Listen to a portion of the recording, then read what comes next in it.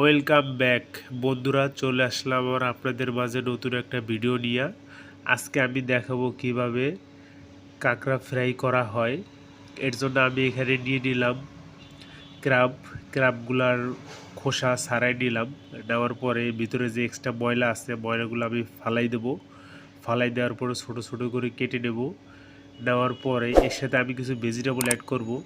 বিশেষ করে যারা সি ফুড বেশি পছন্দ করেন তাদের জন্য বিশেষ করে পার্সোনালি আজকে অসাধারণ একটা রেসিপি হতে যাচ্ছে। প্লিজ আপনার ভিডিওটা ধৈর্য ধরে দেখবেন।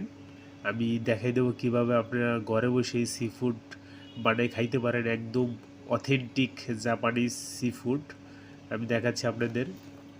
কাঁকড়াটা আমি প্রথমে চামড়াটা ফালাই দিলাম। ফালাই দেওয়ার পরে কাঁকড়ার উপরে যে এক্সট্রা ময়লা থাকে সে ময়লাগুলো পরিষ্কার করে নেব।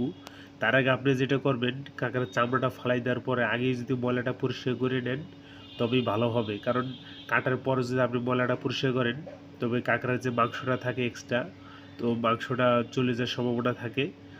তো আমি যেভাবে করছি আপনারা জাস্ট ওভাবে কেটে নেবেন। তো আমি কিছু ভেজিটেবল নিয়ে নিলাম। এখানে লাল ক্যাপসিকাম নিয়ে নিচ্ছি, হলুদ ক্যাপসিকাম নিয়ে নিচ্ছি। ক্যাপসিকামগুলো ছোটো ছোটো করে কেটে নেবেন। নেওয়ার পরে এখানে আমি নিচ্ছি নেগি, যেটা লোকাল নেগি যেটা বলে সেটা নিচ্ছি, এবং লিকি কিছু নিয়ে নিচ্ছি, যে জাপানিজ মোটা যে নেগিটা বলে ওটা আমি নিয়ে নিচ্ছি। তো আপনারা চাইলে ইউজ করতে পারেন এবং নাও করতে পারেন, এটা অ্যাভেলেবেল যেহেতু নাই ওটা।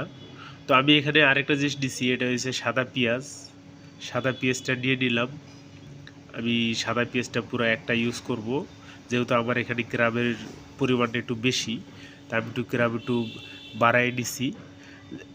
তো আমি এখানে নেগিটা কেটে নিতেছি লম্বা লম্বা সাইজ, একটু মোটা মোটা করে কেটে নেবো, যেহেতু আমি সতে করবো। সতে করার পরে একটু লং টাইম সময় লাগতে পারে, এর জন্য আমি একটু বড় করে কেটে নিছি। আর আমি এখানে নিয়ে নিছি গ্রিন চিলি, অর্থাৎ আমাদের দেশি যে মরিচটা ওটা।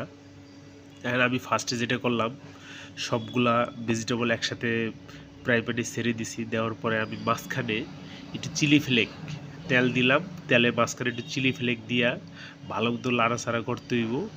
একটা চিলি ফ্লেকের একটা ঝাঁজ বের হয়ে যাচ্ছে। আর আমি এখানে একটু গোলমরিচের গুঁড়া নিলাম। গোলমরিচের গুঁড়াটা ভালো মতো একটু দিয়ে দিব। অবশ্যই গোলমরিচের গুঁড়া দেবেন, আপনি সাদা গোলমরিচটা দেবেন।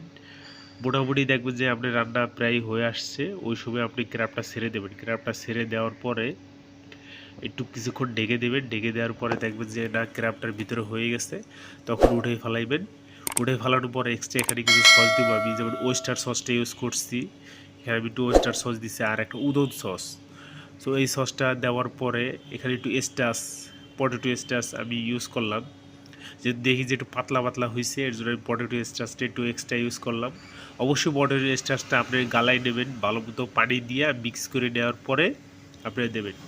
দেখেন অবশ্যই আমি কীভাবে বানিয়ে নিচ্ছি। ভিডিওটা কেমন লাগলো অবশ্যই সবাই জানাইবেন।